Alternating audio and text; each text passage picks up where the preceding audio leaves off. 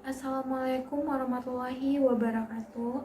Perkenalkan sebelumnya, nama saya Mita Pratiwi, mahasiswa dari Institut Teknologi Bisnis dan Master, Prodi Manajemen, semester 6 dari kelas E118.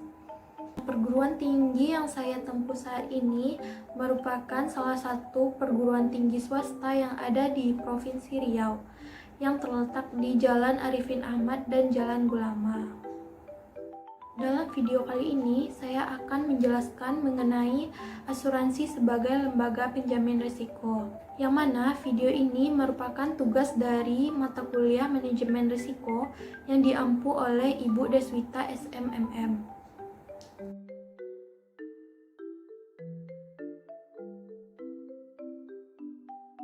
Mengenai pembahasan kali ini, saya akan menjelaskan bagian-bagian dari asuransi sebagai lembaga penjamin risiko. Yang pertama yaitu ada pengertian dari asuransi, yang kedua macam-macam usaha asuransi, yang ketiga perbedaan antara asuransi dengan tabungan, yang keempat yaitu risiko-risiko apa saja yang dapat diasuransikan. Sebelum kita membahas asuransi sebagai lembaga penjamin risiko, kita harus mengetahui apa itu yang dimaksud dengan asuransi. Asuransi adalah suatu perjanjian dengan mana seorang penanggung mengikatkan diri kepada seorang tertanggung dengan menerima suatu premi untuk penggantian kepadanya karena suatu kerusakan atau kehilangan keuntungan yang diharapkan yang akan dideritanya karena suatu peristiwa yang tidak tentu. Di sini asuransi berarti suatu pengumpulan dana yang dapat dipakai untuk menutup atau memberi ganti rugi kepada orang yang mengalami kerugian. Selanjutnya kita akan membahas manfaat dari asuransi. Yang pertama, fungsi utama asuransi, yaitu sebagai pengalihan risiko, pengumpulan dana, dan premi yang seimbang. Kedua, fungsi sekunder asuransi yaitu untuk merangsang pertumbuhan usaha, mencegah kerugian, pengendalian kerugian, dan memiliki manfaat sosial, dan juga sebagai tabungan. Ketiga, fungsi tambahan asuransi yaitu sebagai investasi dana dan invisible earning. Nah, setelah kita mengetahui apa pengertian dari asuransi serta manfaat dari asuransi, selanjutnya kita akan membahas tentang macam-macam usaha dari asuransi. Ada 3 usaha asuransi. Yang pertama, asuransi kerugian. Yang kedua, asuransi jiwa. Yang ketiga, reasuransi. Nah, yang pertama kita akan membahas asuransi kerugian. Menurut Undang-Undang Nomor 2 Tahun 1992 adalah usaha yang memberikan jasa-jasa dalam penanggulangan risiko atas kerugian, kehilangan manfaat, dan tanggung jawab hukum pihak ketiga yang timbul dari peristiwa yang tidak pasti. Contohnya yang pertama, asuransi kebakaran, yaitu asuransi yang menutup segala risiko dari kebakaran. Kedua, asuransi pengangkutan, yaitu asuransi pengangkutan atau marine insurance. Penanggung atau perusahaan asuransi akan menjamin kerugian yang dialami tertanggung akibat terjadinya kehilangan atau kerusakan pada saat pelayaran. Yang ketiga, asuransi aneka. Jenis kerugian tidak dapat digolongkan ke dalam asuransi kebakaran dan pengangkutan. Misalnya asuransi kendaraan bermotor, asuransi kecelakaan diri, dan sebagainya. Yang kedua yaitu asuransi jiwa. Asuransi jiwa adalah suatu jasa yang diberikan perusahaan asuransi dalam penanggulangan risiko yang dikaitkan dengan jiwa atau meninggalnya seorang yang dipertanggungkan. Asuransi jiwa memberikan yang pertama yaitu dukungan bagi pihak yang selamat dari suatu kecelakaan. Yang kedua, santunan bagi tertanggung yang meninggal. Yang ketiga, bantuan untuk menghindari kerugian yang disebabkan oleh meninggalnya orang kunci. Yang keempat itu penghimpunan dana untuk persiapan pensiun.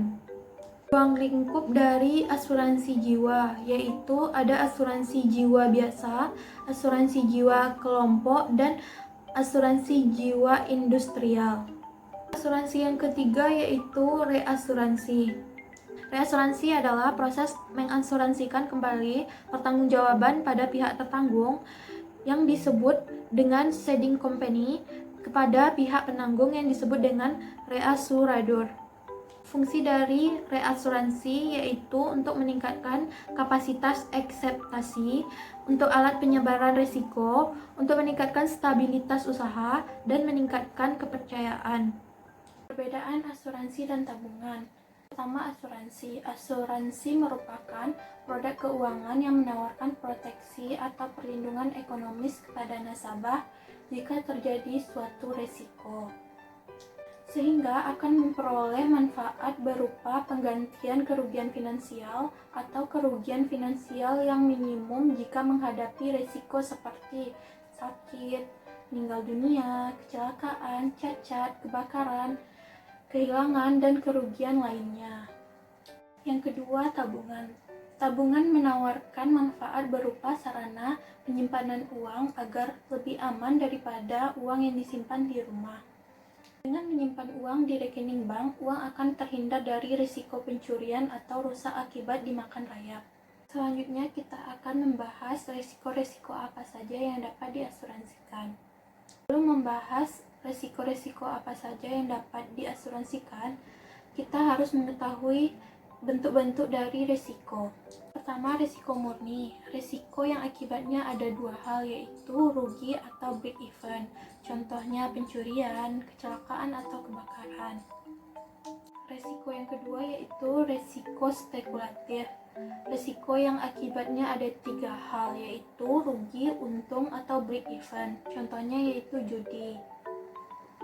Tiga, risiko partikular, yaitu risiko yang berasal dari individu dan dampaknya lokal, pesawat jatuh, tabrakan mobil, dan kapal kandas. Yang keempat, risiko fundamental, yaitu risiko yang bukan berasal dari individu dan dampaknya luas, contohnya angin topan, gempa bumi, dan banjir. Selanjutnya kita akan membahas risiko-risiko apa saja yang dapat diasuransikan. Jadi tidak semua risiko dapat diasuransikan. Risiko yang dapat diasuransikan adalah risiko yang dapat diukur dengan uang. Yang kedua, risiko homogen, yaitu risiko yang sama dan cukup banyak dijamin oleh asuransi. Ketiga, risiko murni, yaitu risiko yang tidak mendatangkan keuntungan.